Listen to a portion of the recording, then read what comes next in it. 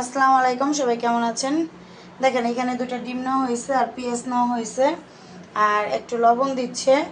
তো আজকে কি রেসিপি হতে যাচ্ছে সেটাই, রেসিপিটা কে করছে সেটা লাস্টে বলবো। শুধু হাতটুকু দেখে দেখে যারা বুঝতে পারবেন তারা বুঝবেন, আর যারা বুঝতে পারবেন না তারা কমেন্ট করে আমাকে বলবেন যে আমরা আগে বুঝতে পারিনি, আপনি বলার পর বুঝতে পারছি।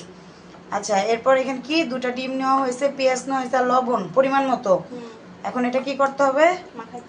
মাখাইতে হবে।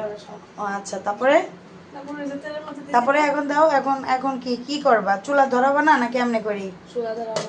ও চুলা ধরাবা, আচ্ছা ঠিক আছে ধরো। আচ্ছা, খুন্তিটাই পড়ে গেল রে।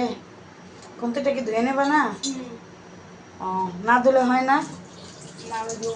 ও বাবা, জীবাণু থাকে, জীবাণু। ওকে ঠিক আছে, জীবাণু থাকে। তারপর এখন হচ্ছে এখানে চুলার তাপ বাড়ানো হচ্ছে।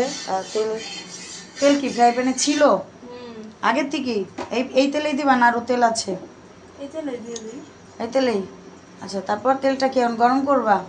আচ্ছা, তারপর গরম করার পর এটা ঢালা দেবো। ঢালো, দেখি কি করো, লাস্টে কি হতে যাচ্ছে দেখি। তারপর সময় আসুক না, সময় হয় নাই, না। ওয়েট। ঠিক আছে, হ্যাঁ, এখন কি করবা? ঢালা দেবো। আচ্ছা,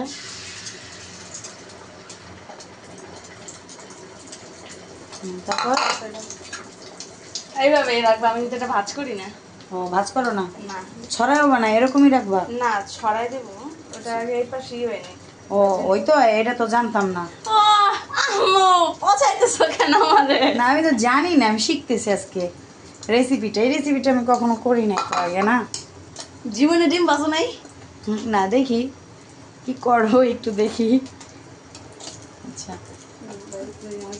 তারপর এইভাবে না তাহলে কি হবে? ও ছড়াই দিলা না উল্টাবা? না, ছড়াইনি। ও এইভাবে ছড়াও তুমি? হ্যাঁ। আচ্ছা, ছড়ানি স্টাইল এরকম। আচ্ছা, এটা হইতে থাক, নিচের তলানিটা ভালো মতো ভাজুক। হ্যাঁ তারপর? টমেটো ভাজলে উল্টাই দেবো আবার কি? ও আচ্ছা, কত সময় লাগবে? 10 মিনিট। কত কত সময়? 10 মিনিট। এই যে রেসিপি কে করে দেখেন, কয় মিনিট লাগবে? 5 মিনিট। 5 মিনিট? হ্যাঁ, ও আচ্ছা, তারপর আর কি দেখাবো আজকে? ভাত এটা দিয়ে? এটা দিয়ে। আর আর যে ডাল আছে, ডাল। গরিবের রেসিপি? এটা কত মজার একটা খাবার। তাই? গরিবের না, বড় লোকের রেসিপি। আচ্ছা, বড় লোক। আচ্ছা, উল্টানে কি সাহায্য করব? না, আমি নিজে উল্টাই না, আমি হয় নাই না হয়েছে? হইছে। ও আচ্ছা আচ্ছা, তারপর কি হবে? নিচে ভাজবে এরকম হবে। তারপর কি হবে? তারপর আবার কি? তারপর হয়ে যাবে, হয়ে গেলে উঠাবো, উঠায় খাবো। ও তাই? হ্যাঁ, তারপর তারপর ঘুমাবো।